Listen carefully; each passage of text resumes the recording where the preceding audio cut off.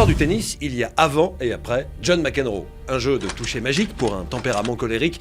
Ses excès ont amené plus de sévérité et au final, ça s'est retourné contre lui. Quand le jeune McEnroe croise son père spirituel Ilie Nastase sur le chemin de sa victoire à l'US Open 79, on ne reconnaît même plus ce sport de gentleman. La nuit où le tennis a changé, écrit Denis Lalanne dans l'équipe, insulte aux spectateurs, bras d'honneur, contestation permanente.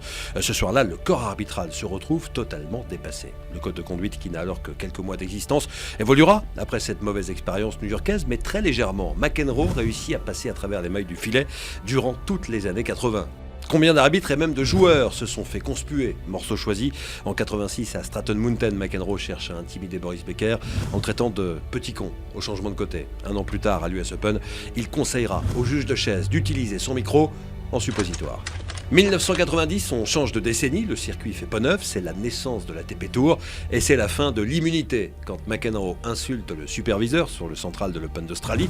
Scène banale. Pour lui, il est disqualifié, une première pour une star en Grand Chelem. McEnroe payait la note pour l'ensemble de son œuvre et les autorités, elles, resserrent encore davantage les boulons. Résultat, les joueurs des années 2000 ne peuvent sûrement pas faire le 10e de ce que faisait McEnroe dans les années 80 sans prendre le risque d'être directement renvoyés au vestiaire.